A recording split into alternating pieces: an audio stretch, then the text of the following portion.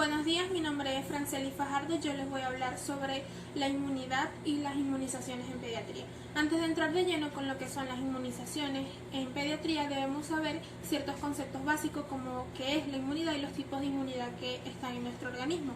La inmunidad como palabra deriva del latín immunitas, que significa protección, y como concepto podemos decir que es aquella capacidad que tiene un organismo de sobreponerse a una infección independientemente de la etiología de esta.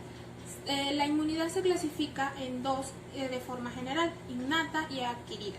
La inmunidad innata es aquella con la que se nace, no es específica, no cambia de intensidad con cada exposición y no posee memoria inmunológica. Esta está compuesta por 4 componentes. El primer componente son las barreras físicas, que consta de piel y epitelio. Cabe destacar que la piel y los epitelios producen secreciones con un pH diferente a las bacterias que suelen llegar a nuestra piel. Estas secreciones son el sebo, el sudor y la secreción mucosa que producen los epitelios. En el sistema respiratorio, por ejemplo, también el epitelio está dotado de lo que son los cilios. Estos cilios producen un mecanismo de barrido hacia el exterior que ayuda a expulsar microorganismos o partículas invasoras. El segundo componente son las barreras químicas. Estas son las citocinas, que son proteínas de bajo peso molecular de síntesis hepática. Estas proteínas en el sistema innato son producidas por los macrófagos, pero cabe destacar que están también en el adquirido, pero no las mismas citocinas. Por ejemplo, en el sistema innato se encuentran las citocinas conocidas como interleucinas 1, la 4, la 6, la 8 y la 2. Y en el sistema adquirido se encuentran las restantes. El tercer componente son los componentes humorales. Este componente humoral está constituido por lo que es el sistema de complemento. Este sistema de complemento está conformado por proteínas plasmáticas, también conocidas como glicoproteínas, que se denominan desde C1 a C9. Y tiene 3 formas de activación. La primera forma de activación es la vía clásica. Esta es una vía rápida que depende del complejo antígeno-anticuerpo, es decir, cuando el antígeno se une a la superficie del anticuerpo, se produce una activación del sistema inmune que termina con la lisis celular. Cabe destacar que esta vía de activación, esta vía clásica, posee una característica que es el MAT, por sus siglas en inglés, que se conoce en español como el sistema de ataque a membrana. El sistema de ataque a membrana no es más que la alteración de los fosfolípidos de la membrana celular afectada, produciendo poros en ella para que haya una salida masiva de los componentes que están dentro de la célula y de agua. La segunda forma de activación del sistema de complementos es a través de la vía de la lectina de unión al manano. La lectina, una proteína, se une al manano, que es un azúcar que se encuentra en la superficie bacteriana. Una vez que estas dos están unidas, van a estimular a 2 componentes del sistema de complemento, que son C4 y C2, que se unen para formar C3 a convertasa, y esta va a estimular a su vez a todos los demás componentes del sistema de complemento. La última forma de activación del sistema de complemento es la vía alternativa, que es una vía que no depende del complejo antígeno-anticuerpo, y que en esta actúan un polímero de C9, el factor D, el factor B y la properdina.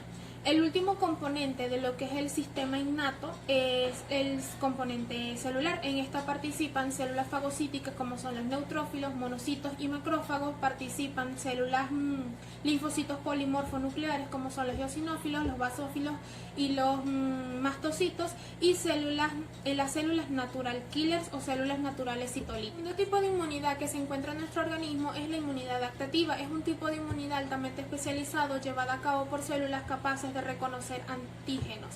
Estas células se conocen como linfocitos, y existen 2 poblaciones importantes: los linfocitos B, que una vez estimulados se agrandan, es decir, aumentan su tamaño y se transforman en células plasmáticas que van a producir los anticuerpos, y las células T o linfocitos T, que se subdividen en linfocitos T colaboradores y linfocitos T citotóxicos. El sistema adaptativo se divide en inmunidad adquirida artificial e inmunidad adquirida natural. La natural se clasifica en pasiva y activa. Pasiva, que se refiere a cuando la madre le transfiere al feto o al niño anticuerpos a través de la leche materna o la placenta, y activa cuando el cuerpo de forma natural estimula la producción de anticuerpos.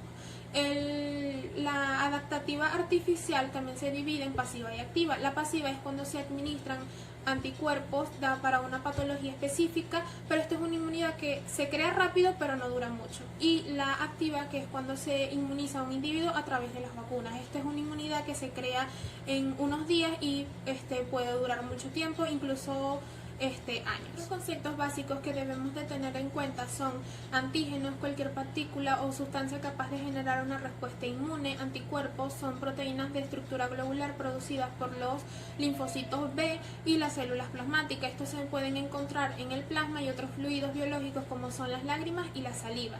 Toxina es un término que se reserva para referirse a venenos que se generan de procesos biológicos.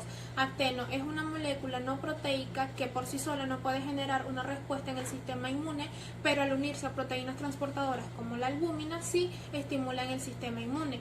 Toxoide es una toxina biológica que fue modificada para que no produjera la enfermedad, pero sí estimular el sistema inmune. Las vacunas son suspensiones de microorganismos vivos o atenuados, muertos inertes, ácidos nucleicos o partículas proteicas que se administran con el objetivo de que el sistema inmune sea estimulado para producir anticuerpos contra estos microorganismos.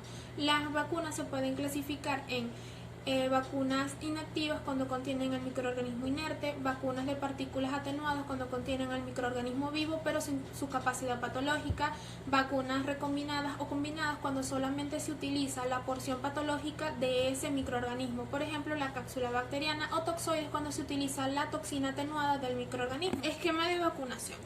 En Venezuela existe un esquema de vacunación público que se divide en 3 según el tiempo de vida que tiene el niño. Desde los 0 a los 28 días, que abarca la etapa de recién nacido, se deben administrar 2 vacunas, la BCG, que protege contra la tuberculosis, y la antihepatitis B, que protege contra el virus de la hepatitis B. Estos se recomiendan administrar antes de los 28 días de vida. Son dosis únicas. Antes de que el niño cumpla 1 año de vida, se debe administrar la antiinfluenza, que protege contra la influenza estacionaria. Estas son 2 dosis y se recomienda que las dosis sean con intervalos de 4 semanas. La antirrotavirus, que protege contra las diarreas agudas por rotavirus, son 2 dosis de igual forma y se recomienda que el intervalo entre cada dosis sea de 8 semanas. La pentavalente son 3 dosis, se recomienda de igual forma que el intervalo entre cada vacuna sea de 8 semanas. Esta se puede aplicar a los 2 meses, a los 4 meses y a los 6 meses respectivamente. Y por último tenemos la antipolio oral, son 3 dosis, se aplica a los 2 meses, a los 4 meses y a los 6 meses, es decir, con 8 semanas de intervalo entre cada dosis. Esta es una vacuna que necesita refuerzo a los 5 años. Cuando el niño cumple 1 año de vida, se debe administrar la antiamarílica, es una dosis, es decir, se aplica a los 12 meses. Y la trivalente viral, esta es una dosis de igual forma, se aplica a los 12 meses de vida y necesita un refuerzo a los 5 años de edad. Esto fue todo, muchas gracias.